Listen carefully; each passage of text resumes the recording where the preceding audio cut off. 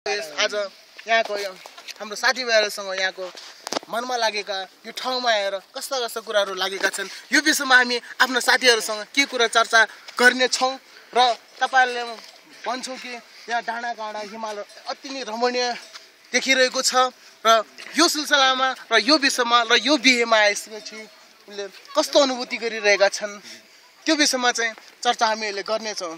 तपाईले अहिले हाम्रो टिङ्कर एफएम सुन्दै हुनुहुन्छ। अहिले हामी टिङ्कर पनि के हकमा पनि भने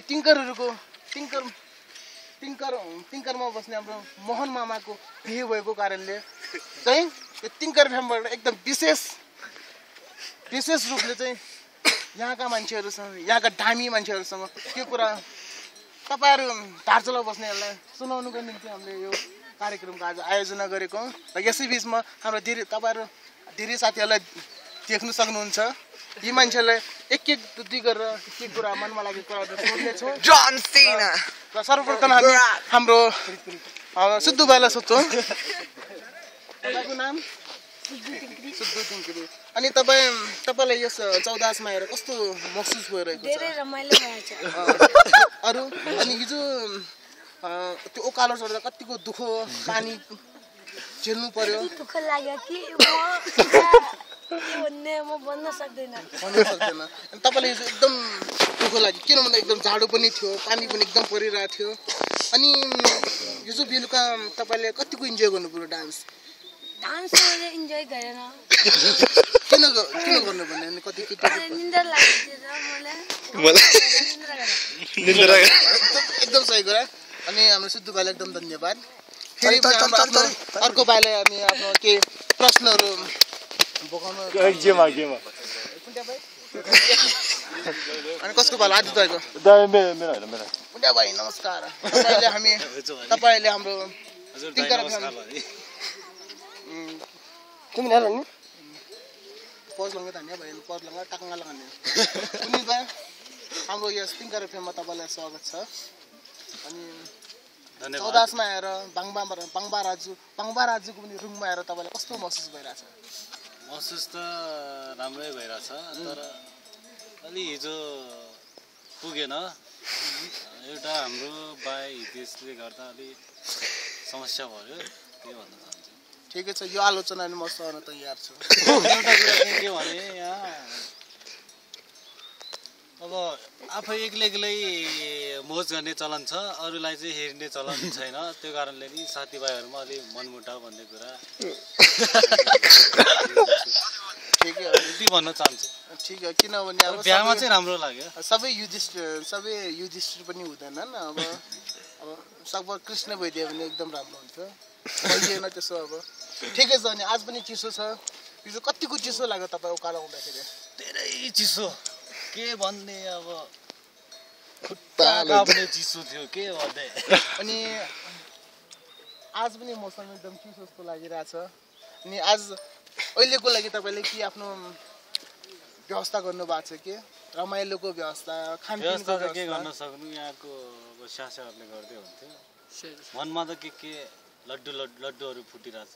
व्यवस्था त राम्रो होस् भन्ने चाहन्छु। एकदम सही कुरा। अनि तपाईले सासाहरूबाट तपाईले के इच्छा राख्नु भएको छ? यस्तो गरिदियो हुन्थ्यो, यो हामीले पुगेन के होला नि? तपाईलाई गुनासो के चाहना सासाहरूबाट के माग छ तपाईले भन्नुपर्ने? के भन्नुपर्ने भनेपछि मेरो माग भनेपछि कुनै पनि ठाउँमा बिहामा जाँदाखेरि सासाहरूले चाहिँ रातभरि नाच्नै पर्छ भन्ने मेरो माग छ। एकदम सही कुरो। कुनै चाहिँ तपाईले नाच्दैनन्, भाग्छन्, तानदानी आउँदैनन्। पुनी चाहिँ तपाईलाई म फेरि एकचोटि जानकारी गराउन चाहन्छु कि तपाईँ हाम्रो टिङ्कर एफएममा आफ्नो वार्ता दिँदै हुनुहुन्छ। तपाईको वार्ता सम्पूर्ण हाम्रो दार्चुलामा टिङ्करले सुन्दैछन्। फेरि पनि तपाईले अब भन्नुपर्दा अब डाँडाकाँडा एकदम मनोरञ्जित बनेर होला नि? ठिकै भइरहेछ, ठिक हो। मनोरम दृश्य। सबभन्दा मनपर्ने कुरो यी रुममा तपाईलाई के लाग्यो? रमाइलो कुरो एउटा मात्र भन्नुहोस्। रमाइलो नि स्यास्याइ लाग्यो। रमाइलो नि स्यास्याइ लाग्यो। नरमाइलो अनि कसैसँग नजर जुट्यो, कसैको अनुहार कसैको बानीहरू मनमा त जुट्दैन कसैको?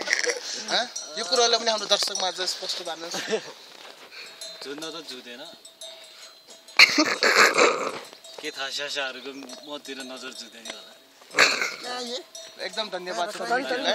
फेरि पनि तपाईँको खोज्नु पर्यो भने तपाईँको यो कार्यक्रममा महाको धन्यवाद छ। अहिले हिन्दी चल्यो अरे हिन्दी भाइ चाहिँ जाउँ तपाईँले भर्खरै सुन्नुभयो क्या हाम्रो इन्जिनियर साहबले आफ्नो मनमा लागेका दुई चार कुरा भन्नुभयो। एकदम धन्यवाद छ। कुलतिङ्ग्री अब फेरि हामी आफ्नो कुलबाईको तर्फ जाँदैछौँ। हामी आफ्नो निम खाएको निम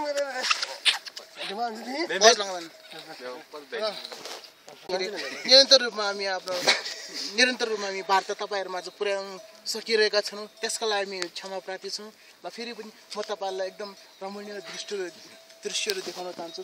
अब यहाँ मेरो दायाँपट्टि हेर्नु सक्नुहुन्छ मन्दिर एकदम सुन्दर मन्दिर छ। चारैतिरबाट मन्दिरको नाम के होला? वाल लगाएर काँडे रडहरू लगाएर एकदम सुरक्षित संरक्षण गरेको देख्नुहुन्छ। यहाँतिर एकदम हरियाली वनहरू छ। सायद हरियाली नदेखिनु पनि सक्छ किनभने भर्खरै अब पुस मास सकेर अब हरियाली आउनु लागेका छन्। त्यही पनि एकदम सुन्दर देखिरहेको छ। हाम्रो यो रुङगाउँलाई पनि हेर्नुहोस्। यो हाम्रो रुङगाउँ हो, त्यो हाम्रो शिर्खा हो, त्यो हाम्रो शिरदाङ हो। यतिले मात्र रुङलाई यति मात्रले रुङको सुन्दरतालाई बढाएको छैन। हामीसँग अरू धेरै कुराहरू छन् जसले रुङको सुन्दरतालाई एकदम बढाएको छ। उता पारिपट्टि हिमाल पनि हामीले देखिरहेका छौँ। हेर्नुहोस् कति रमणीय छ, कति आनन्द छ। मलाई जहाँसम्म लाग्छ जो मान्छेले यो ठाउँमा आउँछ त्यसले एकदम शान्ति महसुस गर्नेछ। एकदम विश्वास पनि छ त्यो। फेरि पनि हामी आफ्नो एउटा वार्ताको लागि हामी आफ्नो आकाश भाइलाई निम्ताउन चाहन्छु। प्लिज आकाशजी। सायद आज तपाईँहरूलाई निरन्तर रूपमा चाहिँ हामी यो कार्यक्रमलाई सञ्चालन गर्न असमर्थ छौँ। त्यसकारण अहिलेको लागि केही समयको लागि हाम्रो कार्यक्रमले यही स्थगित गर्दै पछि केही क्षणपछि हाम्रो कार्यक्रम पुनः सञ्चालन गर्ने बाचाका साथ तपाईँहरू माझ अहिले म छुट्टिन चाहन्छु। धन्यवाद। यो कार्यक्रम तपाईँ सुन्दै रहनुहोला। नमस्कार।